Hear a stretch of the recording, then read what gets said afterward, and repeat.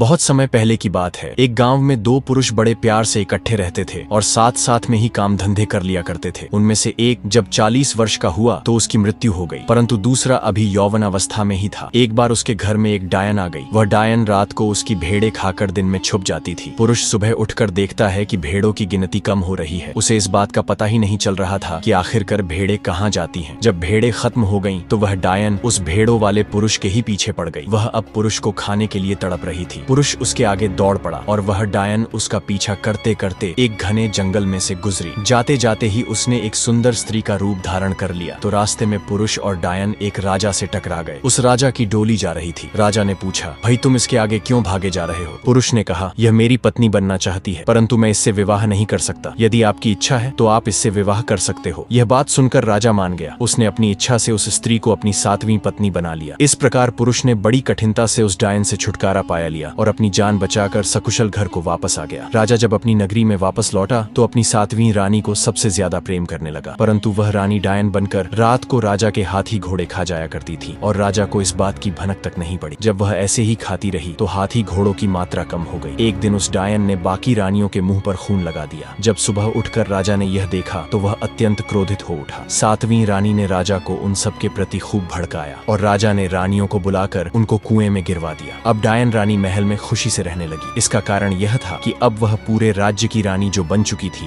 ईश्वर की कृपा से जिस कुएं में रानियों को गिराया गया था उस कुएं का पानी सूख गया। कुएं में रहती हुई रानियां खूब तड़पने लगी। एक रानी के यहाँ पुत्री ने जन्म लिया तो दूसरी रानियों ने कहा, चलो बहन हम इसको खा लें। उन्होंने उस लड़की के 6 टुकड़े कर दिए। 5 रानियों ने तो अपना अपना हिस्सा खा लिया, परंतु सबसे छोटी रानी ने अपना हिस्सा संभाल कर रख दिया। इस प्रकार 5 रानियों के यहाँ एक एक बेटियां हुई और वे उनके हिस्से करके खाती रहीं। छोटी रानी ने एक पुत्र को जन्म दिया। जब वह 4 वर्ष का हुआ तो रानियों ने कहा, चलो हम इसे भी खा लेते हैं। यह कौन सा? हमें अपनी पुत्रियों से प्यार है। छोटी रानी ने उत्तर दिया, लो ये अपनी बेटियों के हिस्से। मैंने तो तुम्हारी बेटियों के टुकड़े खाए, नहीं तो तुम मेरे पुत्र को कैसे खा सकती हो? रानियों ने अपनी पुत्रियों के टुकड़े लेकर उन्हें भी खा। जब लड़का 10 साल का हुआ तो रानियां ने लड़के को बड़ी मुश्किल से कुएं में से बाहर निकला और अब वह गांव जाकर रानियों के लिए भोजन मांग कर लाता। रानियां अपना अच्छे से गुजारा करने लगी और उस लड़के को आशीर्वाद देने लगी। छोटी रानी की भी वे इज्जत करने लगी। उस लड़के की शक्ल सूरत राजकुमारों जैसी थी। एक बार डायन रानी ने उसे कुएं में से बाहर निकलते देख लिया था। वह ईर्ष्या के मारे राख हो गई और उसे यह भी पता चल गया कि ये उनको खाना भी ला कर देता है। डायन रानी ने लड़के को अपने पास बुलाया और कहा, बेटा तुम खाना देकर मेरे पास आना, मैं तुम्हें बहुत सारा धन दूंगी अगर मेरा एक काम करोगे। तो लड़का बहुत खुश हुआ और रोटी देकर चला गया और डायन बनी रानी के पास पहुंच गया। उस डायन ने लड़के को एक पत्र दिया और कहा, मेरे माता पिता दैत्य हैं, मेरे माँ में शेर और चीते हैं तथा चाचे और ताए गीदड़ हैं। तुम उनको यह पत्र दे आओ, वे तुम्हारा स्वागत करेंगे। मार्ग में लड़के को कुछ साधु मिल गए। उन्होंने उस पत्र को पकड़ लिया और पूछने लगे कि इस पत्र में क्या लिखा है। लड़के ने कहा कि मुझे पढ़ना लिखना नहीं आता है। उन्होंने उस पत्र को पढ़ा तो पाया कि उसमें लिखा था, शेरो चीतो तुम्हारा भांजा आ रहा है, इसे खा लेना। साधु ने वह पत्र फाड़ दिया और उसके स्थान पर लिख दिया, शेरों चीतो तुम्हारा भांजा आ रहा है, तुम इसका अच्छे से स्वागत करना। पत्र शेरों के देश में पहुंच गया। शेर लड़के के सामने आए तो लड़के ने उनके आगे पत्र रख दिया। पत्र देखकर वे बहुत प्रसन्न हुए। वह शेरों के राजा के पास उस लड़के को ले गए और राजा ने उसे अपनी पीठ पर बैठाकर सैर करवाई। शेर ने कहा, तुम मेरी पीठ से एक बाल खींच लो जो कि तुम्हारे बहुत काम आएगा। जब भी तुम संकट में होगे तो इस बाल को हिला देना, हम हाजिर हो जाएंगे। अब तुम आगे जाओ, जिससे मिलना है उनसे मिलाओ। अब लड़का दैत्यों के देश में जा पहुंचा और वे भी उसे खाने के लिए आगे बढ़े, परंतु लड़के ने पहले ही उनको पत्र दे दिया। वे सभी उस पत्र को पढ़कर बहुत प्रसन्न हुए। उन्होंने लड़के को उठाया और अपने महाराज के पास ले गए। दैत्य यह जानकर बहुत ही प्रसन्न हुआ। दैत्य ने उस लड़के की बहुत सेवा शुश्रूषा की और रोज उसे नए नए व्यंजन खिलाने लगे। इस प्रकार उस देश में रहते हुए उसे 1 वर्ष बीत गया। उसने अपनी नानी माँ से पूछा, यह चक्की कैसी है? इसके मध्य और इर्द गिर्द मुर्गी क्यों रखी हुई है? और इन कबूतरों और तोतों का यहाँ क्या काम है? यह सुनकर नानी ने बताया, बेटा यदि इस चक्की को उल्टा घुमा दिया जाए तो सभी दैत्य देश छोड़ जाएंगे और कभी भी वापस नहीं आ सकते। इस मुर्गी में तुम्हारी माँ के प्राण हैं, कबूतर में तुम्हारे मामा के प्राण हैं और इन तोतों में तुम्हारे फूफा और मौसा के प्राण हैं। और एक दिन नानी जब किसी काम से बाहर गई तो लड़के ने चक्की को उल्टा चक्र दे दिया। इस प्रकार वह दैत्य देश छोड़ गए और लड़का कबूतर, तोते और मुर्गी को उठाकर अपने देश चल पड़ा। जब लड़का अपने देश में पहुंचा तो यह देखकर डायन रानी चकित हो गई और सोचने लगी कि यह बच कैसे गया। क्या डायन यह देखकर उसे खाने के लिए जब आगे आने लगी तो उसने मुर्गी की टांगें तोड़ दी और इसके साथ ही डायन की टांगें भी टूट गईं। इस कारण अब वह चल नहीं पा रही थी। जब वह दीवार के सहारे से उस लड़के के पास आने लगी तो लड़के ने उसका गला दबा दिया। डायन की वहीं पर मृत्यु हो गई। राजा को जब इस बात का पता चला तो वह लड़के के पास आकर कहने लगा, हे बदमाश, दुष्ट, तुमने मेरी रानी का खून कर दिया है, मैं तुम्हें कड़ा दंड दूंगा। यह सुनकर लड़के ने डरते हुए कहा, महाराज महाराज, मैंने तो तुम्हारी रानी का स्पर्श भी नहीं किया, मैंने तो इस मुर्गी को ही मारा है, आप चाहे तो देख लो। राजा क्रोधित होकर आगे आया तो लड़के ने हिम्मत करते हुए बड़े निडर भाव से कहा, महाराज आप अकेले मेरा कुछ नहीं बिगाड़ पाएंगे। लड़के ने राजा को बहुत समझाने का प्रयत्न किया और कहा कि आप शांत होकर मेरी बात सुनिए, परंतु राजा पहले से भी ज्यादा भड़क गया और उसने अपनी सेना को बुला लिया। लड़का डर गया। तभी राक्षसनी के चाचा ताऊ यानी गीदड़ आ गए और अपने देहांत पर हमला होते देख वे युद्ध के मैदान में उतरने को तैयार हो गए और लड़के से पूछा कि वे तुम पर हमला क्यों कर रहे हैं। लड़के ने कहा, मैं निर्दोष हूँ, जो मैंने किया नहीं उसकी सजा दे रहे। यह सुनकर गीदड़ों ने राजा की सेना से युद्ध करना शुरू कर दिया। जैसे ही राजा की सेना ने गीदड़ों पर हमला किया और उन्हें मारना शुरू किया, गीदड़ फिर से जिंदा होने लगे। यह देखकर राजा की सेना भाग गई और गुस्से में राजा ने चिल्लाकर कहा कि लड़के तुम्हें तो मैं देख लूंगा, तुमने मेरी रानी को मार दिया है। यह सुनकर गीदड़ों को गुस्सा आ गया और वे लड़के को मारने के लिए आगे बढ़े। तभी लड़के ने कबूतर और तोते को मार दिया और सभी गीदड़ भी मर गए। अब राजा को और भी गुस्सा आया कि यह काला जादू जानता है या कुछ और। राजा ने कहा कि कल सुबह मैं अपनी सेना लेकर आऊंगा, अगर तुम में हिम्मत है तो कल सुबह मुझसे यहाँ मिलो। अगला भाग देखने के लिए कमेंट करें और सब्सक्राइब करें।